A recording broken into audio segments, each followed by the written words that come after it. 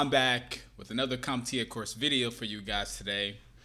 I want to apologize because it's been a little while since I made one of these. I gotta admit, I did get a little distracted. You know, I've been playing a lot of Batman Arkham, getting ready for Gotham Knights. Before I get started, just real quick, just remember that feedback is highly appreciated. I did get a little bit of feedback from my last video, and it makes me happy to know that, you know, my video helped some of you guys out. So we're gonna go ahead and go to module 1.2. This is all about components and screen types, guys. So module 1.2, compare and contrast the display components of mobile devices. Hopefully this won't take too long. FYI guys, I did include a quiz at the end, so make sure to stick around for the quiz. Practice quizzes, I feel like, are essential to passing that Comptia A+. Alright, so let's go ahead and get started, guys. I want to just, you know, this might be a little too explain like I'm 5, but I wanted to go ahead and kind of describe what a screen type is, just so there's no confusion, guys. It sounds simple, you know, a screen type is the type of screen, but let's dig a little deeper, guys. So display devices, aka screen types, it uses unique components to function. So the screen type is essentially the combined components and how they work together to produce the display. So, you know, I included this little analogy. I think that's what it's called. Think about it like cooking.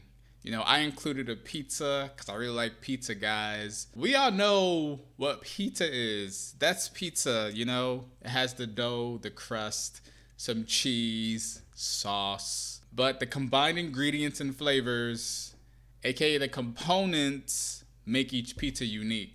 So we have pepperoni versus Hawaiian pizza, for example. Same thing with screen types.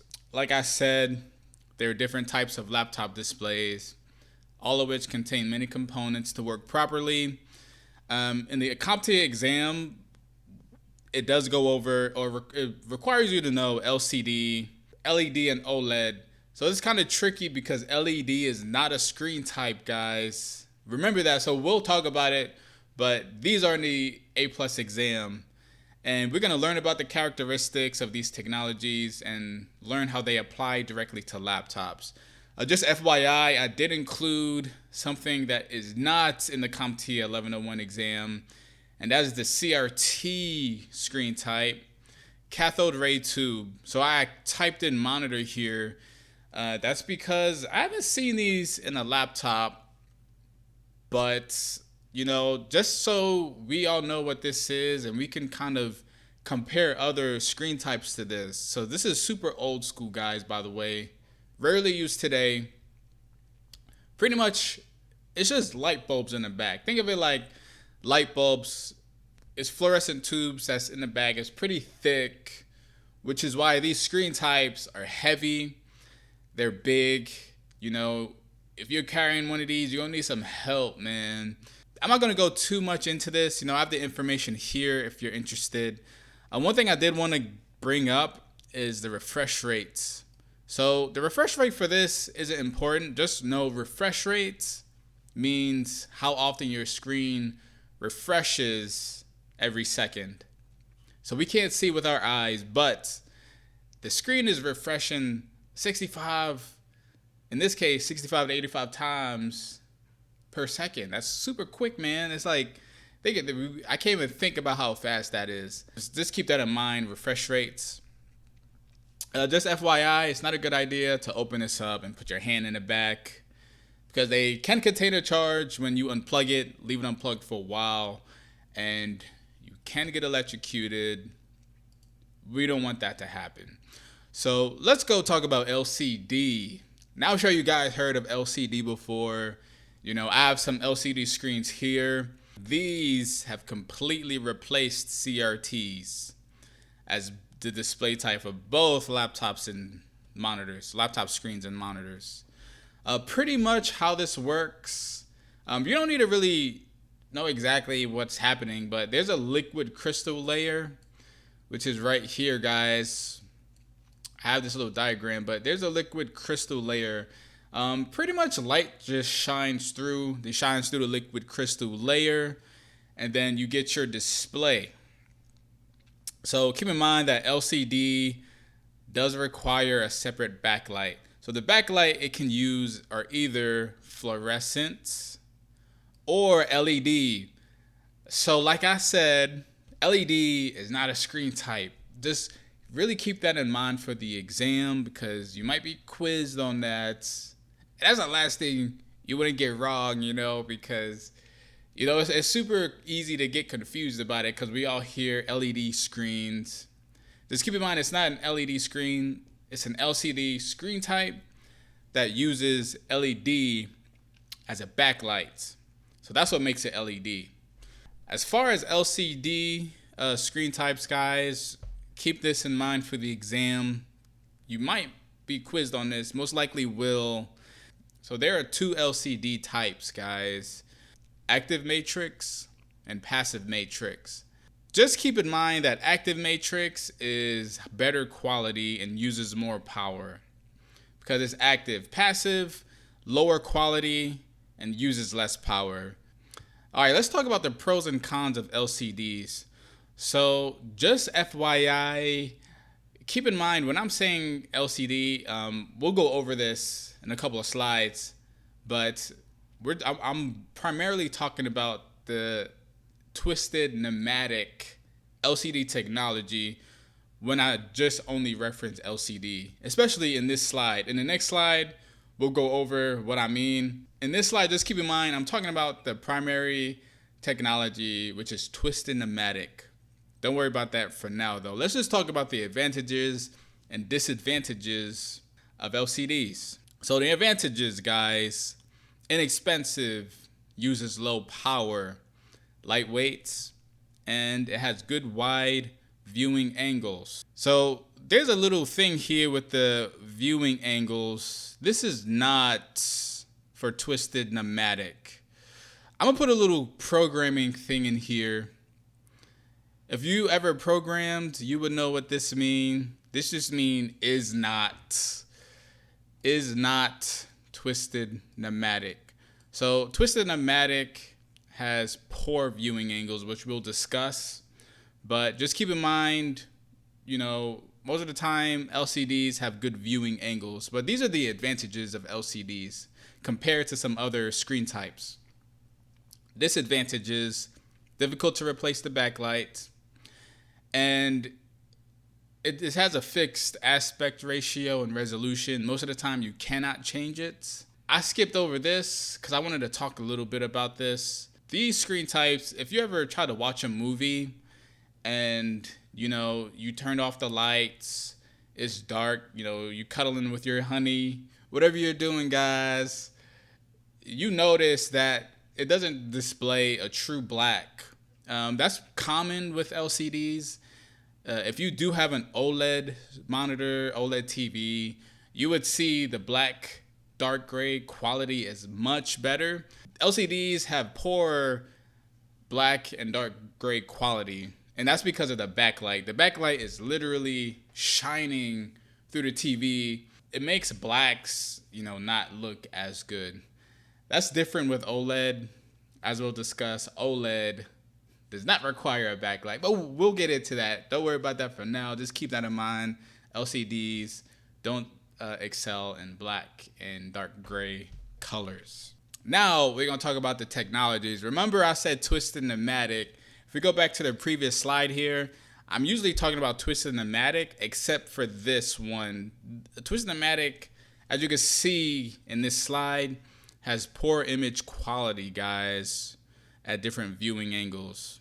So with these technologies, memorize them for the test because you will most likely get a question on this. So this is one of the biggest advantages, guys, of twisted nematic. It has short response time. Great for gaming, guys. I don't know any gamers out there, but if you have one of these laptop screen types, pretty, you cannot have something else to blame if you die, maybe unless it's your modem, router, internet, stuff like that. Whatever else we blame, but you can't blame your screen if you have twisted nematic. Keep this in mind. Very great for gaming, guys, because it has a short response time. You need that short response time in competitive games when you're, going against other players. Twisted nematic has high brightness and it consumes less power than its counterpart, IPS. And it's less expensive, guys. IPS, on the other hand, it's newer, better viewing angles, high quality color, more expensive, obviously, and it has a much slower response time. So very good for if you want to watch a movie. Still not as good as OLED, but better than twisted nematic. But just keep this in mind for the exam. Try to memorize this, especially that twisted nematic has that short response time. IPS does not. Otherwise, IPS, the quality is a little better than twisted nematic. I've been talking about the backlights for a little bit. Let me talk about fluorescent really quick. So fluorescent and LCDs, they're really physical. Well, they're both physical, but as you can, I don't know if this is big enough. Hopefully you guys could see. These are pretty much just fluorescent bulbs, guys. Like for fluorescent light bulbs, I'll put these here. They most likely don't look like this in your LCD screen. A lot smaller, of course, maybe a little thinner, but they're physical bulbs that's in the back. And they, light up when you turn on your screen. So these are obviously lower quality than LED. They have lower brightness, guys. They're cheaper. Like I said, fluorescent tubes, so they're thicker. And because of this, they also consume higher power. They have a shorter lifespan than LEDs, and they're used by older laptops. So LED, on the other hand, here's what it looks like, guys. It's pretty much, these are the LED crystal type things here. They're attached to these strap looking things. And in your screen, it's literally just lined up like Pac-Man inside your screen, guys. Kind of just like this. Much higher quality, guys. So when you have LED backlight, you have an LCD screen type with an LED backlight. Some people might say LED screen. That's fine. It's not 100% correct, but just keep it in mind, guys. LED is the backlight. But these are more expensive because they're high quality, higher brightness. They're thinner. They consume a lot less power, and they have a longer lifespan, guys. Like I said, they're built around the screen. All right, so we're going to talk about OLED. OLED, guys. Not too much to talk about here, to be honest. Just keep in mind, OLED requires no backlight. No backlight is needed for OLED. So it actually uses an organic compound. You plug in your TV, or your laptop screen, monitor, whatever you have, you turn it on. So the electric current, it flows through the back, whatever happens, and it shows you the picture. Don't ask me how that all works, how they created it. To be honest, I have no idea, guys. I included this. So this is the organic compound. I have no idea what this means. This is all chemistry. But, if you want to learn about that, be my guest. It's not going to be on the exam, but, it might be interesting. Because they have no backlights, these screens, guys, can be very thin. I don't know how thin they can make it, but, I have a OLED TV, and it's literally this thin, guys. I don't know if you can see, but it's super thin. Popular screen type for smartphones. I think 44% of smartphones have these screen types. So I didn't add it here, guys, but keep in mind, these are very, very high quality HQ. High quality, guys. Very high quality. These do excel in, like I said, black colors and dark gray because it has no backlight. So when you see that black, that's a true black. Kind of moving away from screen types. Don't confuse this with the Wi-Fi card. In this case, I think the Wi-Fi card might be here. And then the antenna might be here. So this antenna for the Wi-Fi is placed inside of the screen of your laptop. And there's actually a reason for that. So You ever trying to get a signal on your phone and you're literally like holding your phone up in the air trying to get that signal? Kind of the same thing with laptops. So, you don't want to have the Wi-Fi card at the bottom and then you have to put your laptop kind of at a higher point. So that's why when you put the screen up, it's the highest point in your laptop. So that's why it's there. Just keep that in mind for the exam. Might be asked that, but also keep in mind that this can include multiple antennas, Wi-Fi, and Bluetooth. Like I said, don't confuse it with the Wi-Fi card. The Wi-Fi card can go anywhere. It could go underneath, it doesn't matter. It can be integrated into the motherboard. Anything is fine. The antenna, however, should go where the highest point is. All right, so camera / webcam. We all know what a camera is, a webcam. That's how I'm producing this video, like recording with a webcam. Hello, nice to meet you. That was corny. But this is used for video capture, guys. One thing that I can add about this is that the audio can be integrated into the webcam. This is actually with a lot of webcams, not just for laptops. That's just one thing that some people might not realize. They might think the audio is somewhere else. Sometimes the webcam is, webcam plus audio at the same time, mic, recording. So just keep that in mind. And one little hack for you guys, troubleshooting tip, troubleshooting secrets. There's a little switch above here. It's about right here, guys. It's like at the top of the screen. You can switch it to the right and left. Sometimes, this will be switched by accident, and then you might get called or might get a ticket, and they're like, oh man, my webcam's not working, there's no video. Sometimes they can switch this by accident, and that's why they have no video. So, like I said, troubleshooting tip, this should be the first thing to check, just switch it to the left or right, usually to the left to open it. See if that works. I can't tell you how many times that's happened to me, guys. Somebody says their camera's not working. Instead of going to the drivers and messing with stuff, that doesn't need to be messed with, just check that real quick. It takes like a second. Might fix it. All right, so another thing we don't really need to talk too much about is the microphone. Once again, hello. That's how I'm getting the audio inside the computer. Same for a laptop, you have a microphone, you talk. You can record stuff. It takes input. Most laptops do include a built-in microphone, and like I said, it can be integrated with the webcam. Sometimes it can be placed elsewhere, but a lot of times it can be integrated with the webcam. So just keep that in mind. Very important. And just FYI, you're not going to be doing any audio recording for motion picture with the built-in microphone.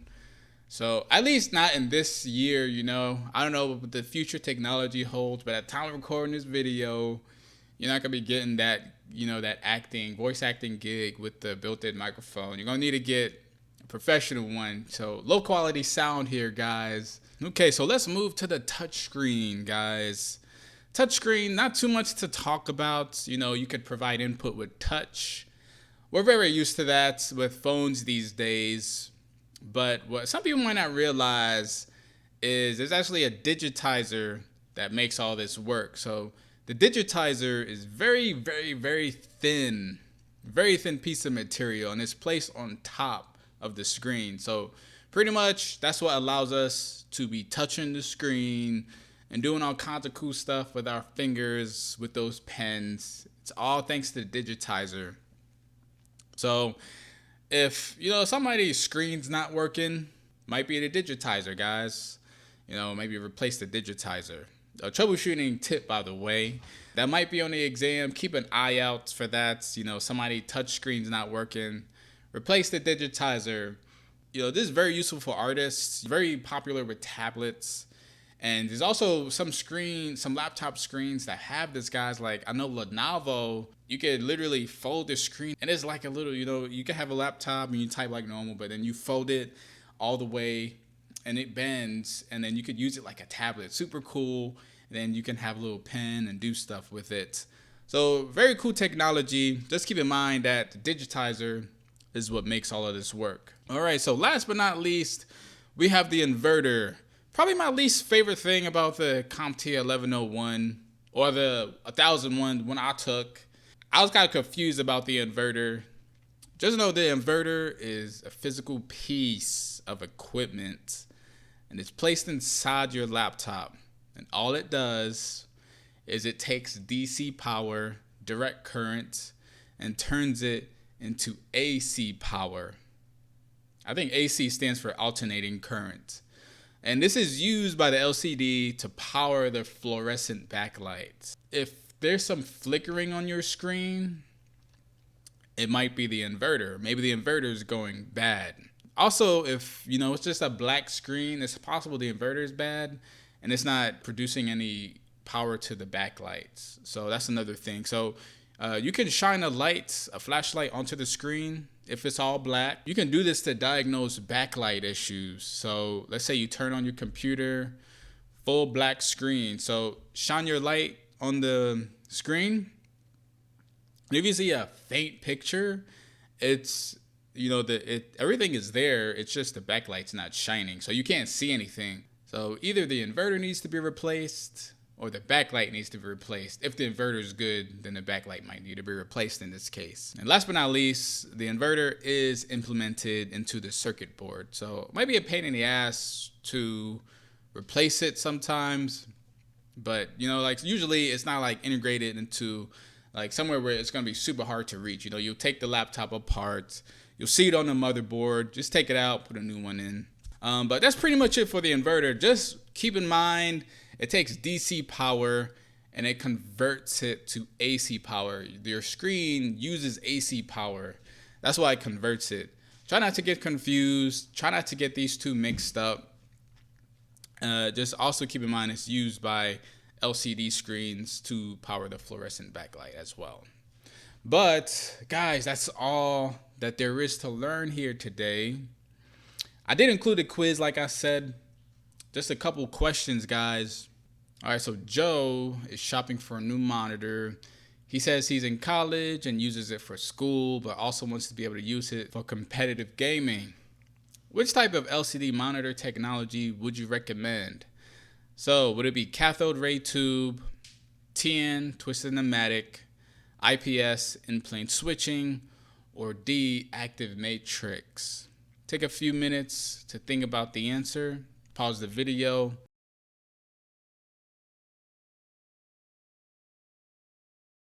All right, guys, so the correct answer is twisted nematic. So remember, twisted nematic, good for gaming.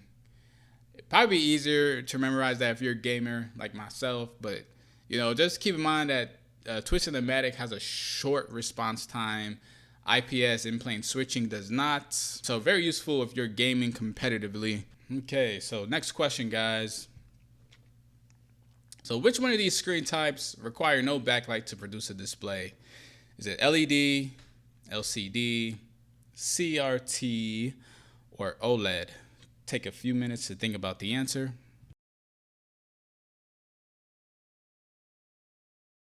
Correct answer is OLED. Hopefully you got that right. If not, don't worry about it. Just remember, keep in mind that OLED requires no backlight, unlike the other three. Actually, unlike the other two technologies. LCD uses either fluorescent lights or LED backlight. Remember, LED is the type of backlight. Remember that, guys. LED is not a screen type, it's just a backlight. And CRTs are super old and use fluorescent lights. Definitely not the answer we're looking for. Very old technology. All right, last question. The inverter takes AC power and converts it to DC power. True or false? Take a few minutes to think about the answer. All right, guys, correct answer is false. Remember, like I did the old switcheroo there, try to trick y'all. Don't worry, it's okay if you got it wrong. Actually, super confused about this in my studies, but converts DC power used by laptops to AC power to power the backlight. But anyways, guys, hopefully this video helped you out. Hopefully you learned something new today. Yeah, don't forget to leave a comment, any suggestions, anything you're confused about. I'll do my best to answer all the questions. If you did like the video, go ahead and leave a like. Anyways, thank you for watching, and I'll see y'all in the next one. Peace.